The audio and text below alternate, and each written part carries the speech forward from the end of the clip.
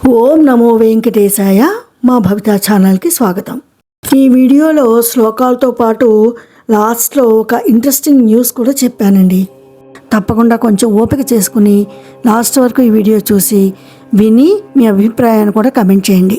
ఇక ఈ వీడియోలో శ్రీమద్ భగవద్గీత 4వ అధ్యాయం జ్ఞాన కర్మ సన్యాస యోగంలో 1వ శ్లోకం నుంచి 9వ శ్లోకం వరకు అర్థాలను తెలుసుకుందాం. శ్రీ గురుభ్యో నమః. శ్రీ పరమాత్మనే నమః.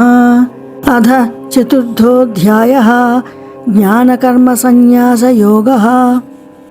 శ్రీ భగవానువాచ.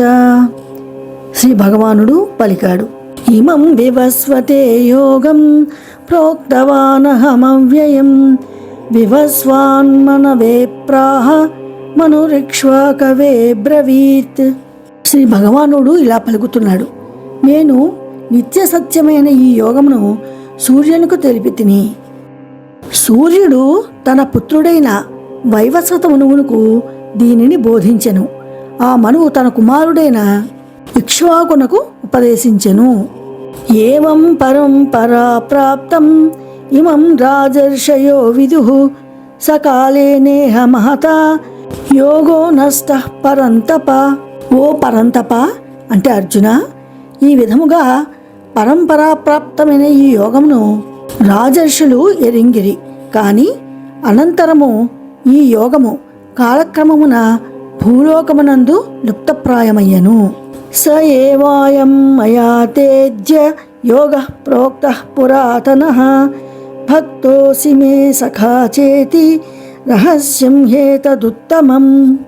ఈ యోగము ఉత్తమమైనది, రహస్యముగా ఉంచదగినది. నీవు నాకు భక్తుడవు, ప్రియ సఖుడవు కనుక అతి పురాతనమైన ఈ యోగమును నేడు నీకు తెలుపుచుంటిని. అర్జునోవాచ.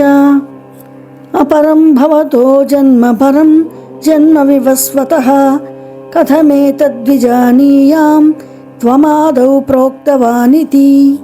అర్జునుడు పలికాడు, కృష్ణ, నీ జన్మ ఇటీవలిదే. సూర్యుని జన్మ కల్పాది యందు జరిగినది, అనగా అతి ప్రాచీనమైనది. కనుక నీవు సూర్యునకు దీనిని ఉపదేశించుట ఎట్లు సాధ్యపడును? దీనిని నేను విశ్వసించుట ఎట్లు? శ్రీ భగవానువాచ. బహూని మే వ్యతీతాని జన్మాని తవ చార్జున తాన్యహం వేద సర్వాణి నత్వం వేత్త పరంతప. శ్రీ భగవానుడు తెలిపాడు, ఓ పరంతప, ఓ అర్జున, నాకును నీకును పెక్కు జన్మలు గతించినవి, కానీ వాటిని అన్నింటినీ నేను ఎరుగుదును, నీవు ఎరుగవు. అజోపి సన్నవ్యయాత్మా భూతానామీశ్వరోపి సన్ ప్రకృతిం స్వామధిష్టాయ సంభవామ్యాత్మమాయయా.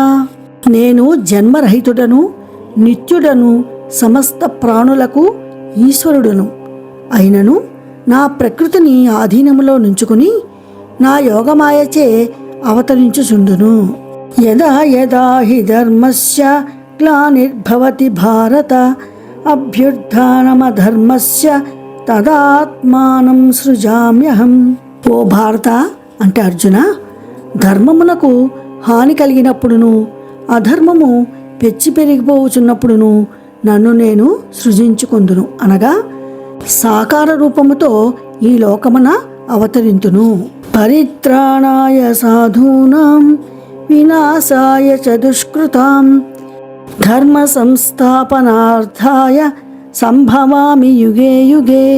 సత్పురుషులను పరిరక్షించుటకును, దుష్టులను రూపుమాపుటకును, ధర్మమును సుస్థిరమునర్చుటకును నేను ప్రతి యుగమునందును అవతరించుచుందును. జన్మ కర్మ చ మే దివ్యం ఏవం యో వేత్తి తత్వతః త్యక్త్వా దేహం పునర్జన్మ నైతి మామేతి సోర్జున. ఓ అర్జున, నా జన్మ అంటే అవతారములు, కర్మములు దివ్యములు, అనగా నిర్మలములు, అలౌకికములు. ఈ తత్వరహస్యమును తెలుసుకునినవాడు తనువును చాలించిన పిమ్మట మరల జన్మింపడు సరికదా, నన్నే చేరును. ఇదండి ఈ వీడియోలో 9 శ్లోకాలకు అర్థాలను తెలుసుకున్నాం. నెక్స్ట్ వీడియోలో మరికొన్ని శ్లోకాలు అర్థాలతోటి మీ ముందుకు వస్తాను. ఇక వీడియో మొదట్లో చెప్పిన విషయానికి వద్దామండి. నాకు ఎప్పటి నుంచో పిల్లలందరికీ మంచి మంచి కథలు చెప్పాలి అనే కోరిక ఉందండి. అది కూడా మొదలు పెట్టానండి. 2 ఎపిసోడ్స్ అయ్యాయి. బాలభారతం నుంచి నానమ్మ కథలు అని చిన్నపిల్లల కోసం కొన్ని స్టోరీస్ని యానిమేటెడ్ వీడియోస్ కింద చేసి కొన్ని పిక్చర్స్ యాడ్ చేసి చేస్తున్నాను. ముఖ్యంగా చిన్నపిల్లలందరికీ కూడా మన పురాణాల గురించి తెలియాలనేదే నా కోరిక. దీనికి మీ అందరి సహకారం ఉంటే కానీ నేను ముందుకు నడిపించలేను. ఈ వీడియోలో మీ లైక్స్ ద్వారా మీ అభిప్రాయాన్ని నాకు తెలపండి. నా ఈ ప్రయత్నానికి సహకరించమని కోరుతున్నాను. చిన్నపిల్లలు ఉన్న వారందరికీ దయచేసి షేర్ చేయండి. ఈ వీడియో మీకు నచ్చినట్లయితే లైక్ చేయండి, షేర్ చేయండి. మా ఛానల్ని మంచి వీడియోస్ కోసం తప్పకుండా సబ్స్క్రైబ్ చేయండి. Thank you.